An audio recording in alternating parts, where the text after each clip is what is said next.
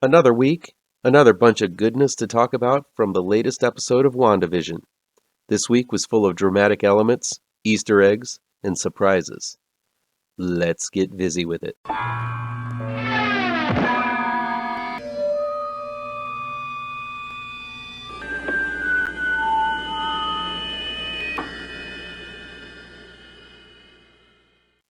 Welcome back to MLMillerTights, a part of the Kings of Horror Network. I'm ML Miller. While you might be watching this video on the Kings of Horror Network, I urge you to click over to my MLMillerTights YouTube page and give it a like. Please share with all of your buddies. Click subscribe to this channel, and don't forget to ring that bell for notifications. WandaVision, Episode 5, is entitled On a Very Special Episode. It's streaming now on Disney+. It was directed by Matt Shakman and written by series creator Jack Schaeffer, Mackenzie Dohr, Cameron Squires, and Peter Cameron. WandaVision is based on characters created by Stan Lee and Roy Thomas, and stars Elizabeth Olsen, Paul Bettany, Kathryn Hahn, Teyonah Parrish, Kat Dennings, and Randall Park. This week's fifth installment was entitled On a Very Special Episode, and it sure was. This time we've shot forward smack dab into the 80s with Wanda and Vision living in a house that has a brown and wood decor that seems stripped straight from Family Ties, Growing Pains, and Full House. We even get a family portrait intro straight from the Family Ties opener, a family slow-mo picnic and running in the park from the Full House intro, and a pretty hilarious generational picture montage through the ages of Wanda and Vision that's ripped straight from Growing Pains. It's all homey and family-friendly, everything those 80s shows exuded, but this episode also lifts another trope from those shows, and it's in the title. On a very special episode, Wanda's family grows, not in number, but by age. While the kids are babies as the story begins, they leap forward to 5 years old at just about the time when Wanda's nerves are frazzled to the nub. Once again, when Wanda gets stressed out in some way, the story is edited in order to ease those issues. This also harkens back to the comics where Wanda's twins would disappear occasionally because they're constructs of her own fractured mind. In this episode, the twins not only age up once, but twice when Wanda and Vision suggest that the kids need to be 10 years old to take care of the dog. By the way, a nice reference to the comic is made when they call the dog Sparky, which is the name of the Vision's dog in his own comic. The interesting thing is that while Wanda seems to be in control of everyone in Westview, she doesn't seem able to control the twins in the same way. As babies, she attempts to make them go to sleep, but they seem resistant to her powers. Later, when Sparky dies, in pretty much the same manner he does in the comics, Wanda pleads with the kids not to advance in age again at this trauma. Again, she doesn't seem to be in control of them, and while the story keeps telling us that it's Wanda at the helm of this crazy train, I still think there's much more diabolical things at work. The 80s portion of this episode continues to be surreal in a Blue Velvet Stepford Wives sort of way, where Wanda seems to be this unstable cog in the middle of a wheel trying to keep everything running in a perfect world that gets more and more complex the longer they all stay in it. Meanwhile, in the really real world of the Marvel Cinematic Universe, Monica, played by Teyonah Parrish, Dr. Darcy, played by Kat Dennings, and Jimmy Woo, played by Randall Park, continue to investigate the happenings outside of what Darcy has dubbed the Hex, because of the hexagonal shape surrounding Westview. Hex power is also the name Wanda gives her reality probability-shifting powers in the comics. The gang hypothesizes about what's going on once the barrier is crossed. They find out that Monica's funky 70s outfit she was wearing when she was ejected from Westview is bulletproof, just like the bulletproof Kevlar Monica was wearing when she was sucked into Westview in the flashback from last episode. This suggests some kind of reality warping ability on a quantum level. Looking back at Ant-Man, and especially its sequel, the hexagonal shape is also used quite a bit while entering the Quantumverse. With Ant-Man and Wasp, Quantum Mania in the works, I don't think the similarity between the hexagonal shapes Wanda is creating and the ones Ant-Man and Wasp encounter is a result of lazy effects design. We also find out that Monica seems to have some issues with Captain Marvel. When her name is mentioned, she stiffens and quickly changes the subject. Maybe she's pissed that Carol Danvers, played by Brie Larson, left at the end of Captain Marvel, or maybe it's because she didn't help her mom when she had cancer. I don't know, but I'm sure we'll find out more on that in Captain Marvel 2 rather than in WandaVision. While we haven't seen it yet, I'm wondering if Monica's hasty exit from Westview might have triggered some powers, or if she'll get her powers in Captain Marvel 2. The inconclusive test results Monica receives suggest something wonky is going on with her physiology. Either way, I said it last week, but it's worth saying again. I love Monica Rambeau so much. She's my favorite character in the series. This scene also leads to a meeting with director Tyler Hayward, played by Josh Stamberg, who is looking more and more to be the big bad in disguise of this series. Here he definitely shows his true colors of being a dick as he chooses to go shock and awe against Wanda by sending an armed drone into Westview and then ordering a heavily armed response when Wanda confronts Sword at the edge of the barrier. Hayward reveals in some old footage that 9 days prior, Wanda stole the remains of Vision from a lab and exhibited power levels larger than she has before. This is made evident when Wanda effortlessly destroys the drone and turns all of the soldiers against Hayward, who bullheadedly refuses to listen to Monica's reasoning.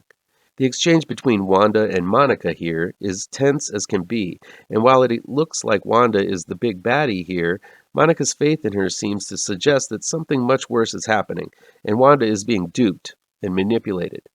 Because of Hayward's shift in demeanor in this episode, I believe either he's the one who will turn out to be Mephisto, Marvel's incarnation of the devil, or a Skrull. It's been shown in Captain Marvel that the Skrulls have infiltrated branches of the government, and with Secret Invasion in the works at Disney+, it wouldn't be a surprise to tie WandaVision in with that upcoming series somehow by the end. Either way, Tyler Hayward's role is suggested in his title, Director. Wanda even gives a frantic speech to Vision at the end saying that she doesn't have the power to be a director for everything and everyone in Westview. Maybe director Tyler Hayward does have that power. Then again, many are pointing fingers at Agnes, played by Kathryn Hahn, to be behind it all. But this is the first episode suggesting Agnes is as trapped in this world as the rest of the cast when she asks for permission from Wanda to simply go on with her lines when Vision goes off script. While Wanda quickly tries to skirt past this blooper, Vision is taken aback once again and seems to snap out of the spell. Agnes isn't above dropping hints, suggesting that she has some kind of knowledge that this Westview world isn't on the up and up. So does the mailman for that matter, but I have no idea who this guy is supposed to be. I still believe Agnes is the mystic Agatha Harkness from the comics who, along with Dottie, played by Emma Caulfield Ford, who I believe to be Arcana from the comics Squadron Supreme, is trapped within the barrier by someone much more powerful than them all. Could it be Satan? Maybe, or maybe Marvel's equivalent, Mephisto. There's another commercial midway through this episode, this time for Lagos Towels, a Bounty quicker picker-upper style commercial. Lagos is the city in Nigeria where Wanda loses control of her powers and causes much destruction and death at the beginning of Captain America Civil War. The tagline, "When you make a mess, you didn't mean to," as the towel soaks up red liquid, is a pretty on-the-nose metaphor for Wanda having blood on her hands. Again, these commercials seem to be all tied in with traumatic events in Wanda's life, suggesting that she's in some kind of personal hell. And speaking of traumatic events, Pietro, Wanda's deceased brother, comes up again in this episode. The kids bring him up first in an innocent conversation that sets Wanda off for a second, but when Sparky dies, the twins seem to be pleading not only for Wanda to bring Sparky back to life, but also they seem to be tempting Wanda to use her power to bring her dead brother back to life again. Wanda and Vision come into conflict as the illusion seems to slip when Wanda sends Vision to work because he has too many questions about what is happening. At work, the cracks widen as the timeline advances to a point where a very crude internet is introduced at work and an email from Darcy gets through. Vision uses his power to communicate with machinery to try to respond, and then seems to deprogram his co-worker Norm, played by Asif Ali, who reveals that being under Wanda's spell, or someone's spell, is extremely painful. Monica reveals this earlier as well. When Vision returns home, we get the iconic standoff between Wanda and Vision that seems to come to a point of no return. But just when things are about to boil over, the doorbell rings.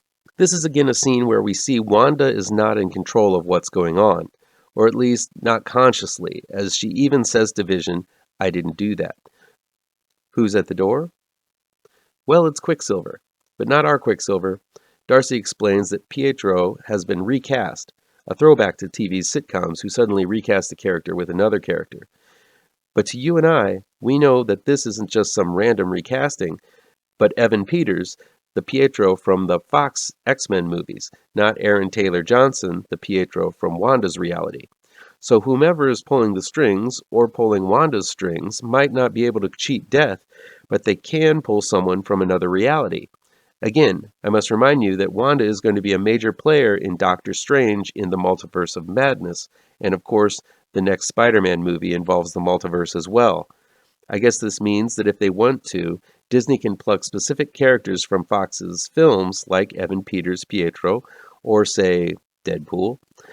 This shit usually gives me headaches in the comics, but the MCU dealt with it pretty well in Spider-Man Into the Spider-Verse, so I'll reserve judgment until I see it. We're officially over the halfway point, and while there are Easter eggs and tie-ins that occur all over the MCU, I'm really impressed at how this series is able to keep all the plates spinning the way they do. I'm loving and hating the conflict between Wanda and Vision as they seem to be characters swirling towards bad things. Vision continues to be one of the most tragic characters in this series, as his intentions are really nothing but the best, and his patience and love for Wanda is something that one often sees in someone in a relationship with someone with a mental illness. The thought continues to plicken with WandaVision, and though I have yet to mention in this coverage that out of a half-hour show, 1 minute 30 seconds is wasted with recap and intro, and 7 minutes 11 seconds is wasted in the credits. That's almost 10 minutes of credits. See, now that's some bullshit. It is, isn't it, Mr. Fury? I still am a huge fan of what this series is accomplishing, and the high-water mark it's setting for the rest of Disney Plus MCU series to come. There will be more on WandaVision, Episode 6, next week.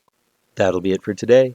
Please chime in down below in the comments and let me know how on the nose or mind-numbingly wrong I am, or you can counter with your own review. So guys, you know how YouTube works. I'd love to be able to dedicate more time to this channel. I'm not monetized yet, so if you want to help me out, remember to hit all the pertinent bells and whistles down below. Want some spooky comics to read? I have 2 new horror comic book trade paperbacks you should look out for. Both Gravetrancers and Pirouette, collecting never-before-published issues, can be found in only the finest of comic book shops. If you're looking for written reviews, you can find them on my website, MLMillerTights.com. If you really want to show your support, I also have a Patreon page at MLMiller. Look for the link to my Patreon page down below. Thank you so much for your time, and take care.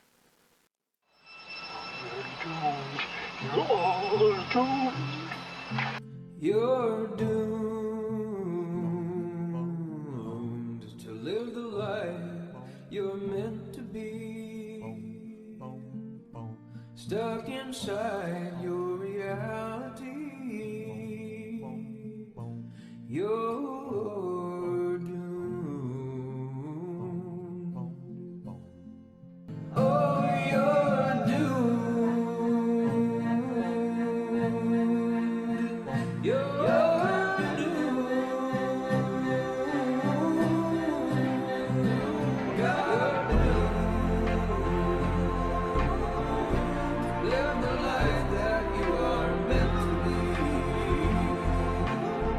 to live inside that